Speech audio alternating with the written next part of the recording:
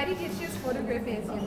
Well, technically it's photography once removed, given that it's a work taken from a magazine, and the work section is a review of Robert Barthes, and the beginning of that text is an account of a photograph of four conceptual artists, Robert Wiener, Douglas Hubble, Joseph Kosuth and Robert Barthes himself, and each are described in particular ways, but it's only when they come to Robert Barthes where he singles them out as someone impatient.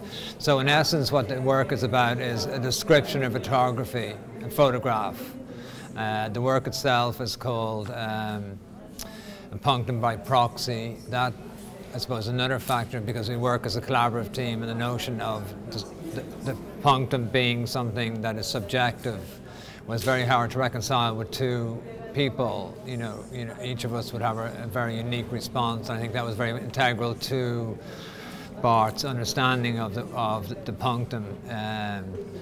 And one of the areas which he picked up with Roland Barthes was the fact that one of the seminal images he didn't include in the image, or include in the book rather, which was an image of his mother at 4 in the Winter Gardens, because the book itself was as much about photography as the loss of his mother. So we thought it'd be nice just to have an account of a photograph and a photograph without an account. So it's probably okay. Can you be more detailed what you write, or what you wrote about the photograph?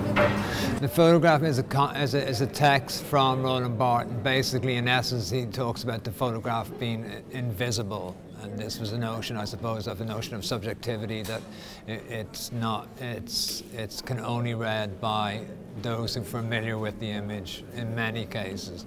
I suppose he's talking about very particular images, personal images, images that are only known to those that have taken them. I suppose art images transcend that, I suppose. I can look at this painting over here and I can deduce a significant amount from it, given the history and whatnot. But in the case of Barthes, he wrote about very personal images to him, and not exclusively, I suppose. There's broader cultural references also. What is your response to the exhibition and its theme? I think it's an intriguing exhibition and very broad in its response, very engaging. It's very interesting to see a lot of how a lot of people approach the subject matter, each as individual as the next. And I think it's very interesting just to have a broad amount of artists, to address this singular specific theme in very particular ways. Do you think the art of photography is dying due to digitalization? No, I don't. I think probably the big issue is the notion of proliferation, and if there is, maybe it's housed around the negative. The negative is probably the building block that traditional photography based itself on, because I mean there's many different means of processing a traditional photography, and I suppose the big thing about digital photography is that it can be manipulated at every level, whether that lacks a certain sense of fate in the image or is a different thing. But I think the big thing is the notion of proliferation. Like everybody has a camera in their pocket, i.e. with their phone. So, and it's almost like the poorer the quality is, the more admissible it is, or the more real it becomes,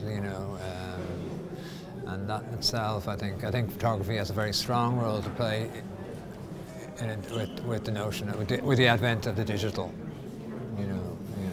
What is the nature of photography today, and what do you think is its future? I think the nature of photography today is very strong. There's a lot of artists choosing as their dominant medium. I think it'll just grow from strength to strength. I don't think the notion of digitality will corrupt that at all, you know. I think, yeah.